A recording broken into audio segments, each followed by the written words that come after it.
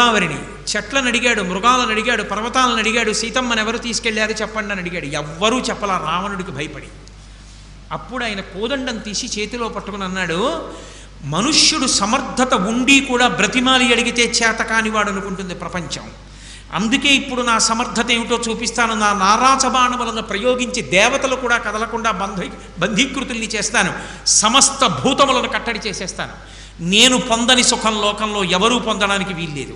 ఈ ప్రపంచాన్నంతటినీ మరో రుద్రుణ్ణి లయం చేస్తున్నాను లక్ష్మణ, బాణ పరంపర విడిచిపెడుతున్నాను చూడన్నాడు.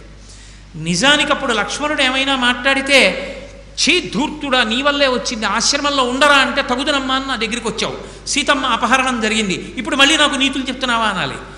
లక్ష్మణస్వామి హడిలిపోయి రాముడి పాదాల మీద పడిపోయాడు. ఏమిటి ఈ కోపం ఏమిటి అన్నయ్య కానీ పడిపోయి ఓ మాట అన్నాడు, చంద్రే లక్ష్మి ప్రభాసూర్యే గతిర్వాయు భువి క్షమ ఏతత్తు నియమం సర్వం తైచానుత్తమం యశాహ. అరణ్యకాండలో అంటాడు, అన్నయ్య చంద్రుడు అంటే ఓ లక్షణం ఉంది, ఎప్పుడూ చల్లగా ఉంటాడు. సూర్యుడు ఎప్పుడూ ఒక లక్షణం, కాంతితో ఉంటాడు. భూమి ఎప్పుడూ ఒక లక్షణం, ఓర్పుతో ఉంటుంది. అన్నయ్య గాలి ఎప్పుడూ ఒక లక్షణం, కదులుతూ ఉంటుంది. అన్నయ్య నీకొక లక్షణం ఉంది, ధర్మాన్ని పాటిస్తావని. కీర్తి ఉన్నవాడివి, కీర్తి ఉండడానికి కారణం ధర్మం. ఏకస్యనాపరాధేన సర్వాన్ హంతుమిహార్హసి. ఎవడో ఒక్కడనయ సీతమ్మను అపహరించింది వదిన్ని, ఒకడు అపహరిస్తే ప్రపంచాన్నంతటిని లయించేస్తావా? అందుకన్నయ్య గురువుగారు నీకు అస్త్ర సంపదిచ్చింది. అలా చెయ్యొచ్చా? తప్పన్నయ్య, చేయకూడదు. ఊరట పొందు, వెతుకుదాం, దొరుకుతాడు ఎక్కడో అక్కడ, వాడిని సంహరించి సీతమ్మని తీసుకొద్దాం. తప్ప లోకాన్ని చంపేస్తానంటా ఏమిటన్నయ్య? నీ కీర్తి పోదా? ధర్మం తప్పినట్టు కాదా? నీకు ఈ అస్త్ర సంపదనిచ్చిన గురువుగారు చిన్నబుచ్చుకోరా? మంచి మాట చెప్పేవరా లక్ష్మణ, పద వెతుకుదాం అన్నాడు. కోపం రావడం ఒకెత్తు, తను బుద్ధి కొద్దిగా వైక్లభ్యాన్ని పొందడం ఒకెత్తు, తను తప్పు చేయడానికి సిద్ధపడిపోవడం ఒకెత్తు, ఒకళ్ళు చెబితే వినడం ఒకెత్తు. ఒకడు చెప్తే వినే గుణం ఉన్నంతకాలం మనుష్యుడు మానవత్వంతో బతుకుతాడు. ఒకడు చెప్తే వినే గుణం ఎప్పుడు చచ్చిపోయిందో అప్పుడు రాక్షసుడైపోతాడు. రావణాసురుడికి చెప్పాడు మారీచుడు, సులభాః పురుషారాజన్ సతతం ప్రియవాదినః అప్రియస్య తు పథ్యస్య వక్తా శ్రోతా చ దుర్లభః అంటూ మొదలెట్టాడు. లోకంలో చెప్పేవాడు ఉంటాడు, వినేవాడు ఉంటాడు. కానీ వినేవాడు ఎన్నైనా చెప్పచ్చు, అవతలవాడిని పొగుడుతూ మాట్లాడేవాళ్ళు లోకంలో కోట్ల మంది ఉంటారు. కానీ అవతలవాడు బాగుపడాలన్న ఉద్దేశంతో కొంచెం కఠినంగానైనా మాట్లాడేవాళ్ళు కోట్లలో ఎవడో ఒక్కడే ఉంటాడు.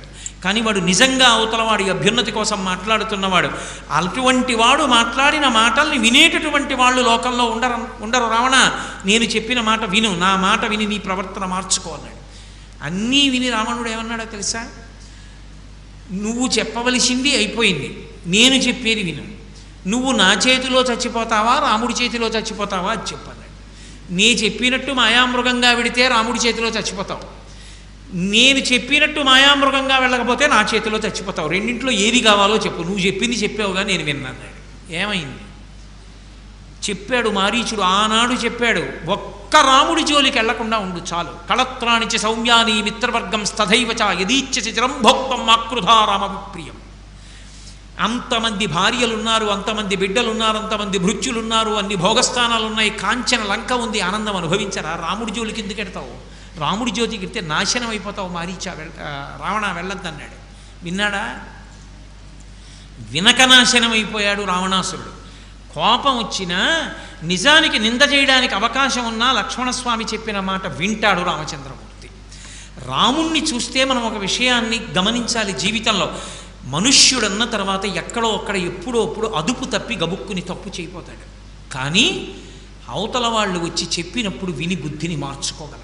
అప్పుడే తన స్థానమునందు ఉంచుకుంటాడు. లేకుండా కోపాన్ని అంటిపెట్టుకుంటే, అవతలవాడి మాట వినే స్వభావాన్ని విడిచిపెట్టేస్తే సర్వనాశనం అన్నది అక్కడ ప్రారంభమవుతుంది. రామచంద్రమూర్తి తన జీవితంలో అనుష్ఠాన ప్రక్రియలో ఎన్ని చోట్ల ఎంత అద్భుతంగా చూపిస్తాడో మహానుభావుడు. రాముడు లోపల శీలవైభవం చేత ఎంతటి మహాత్ముడో, ఆయన బాహ్యమునందు కూడా అంతటి అందగాడు.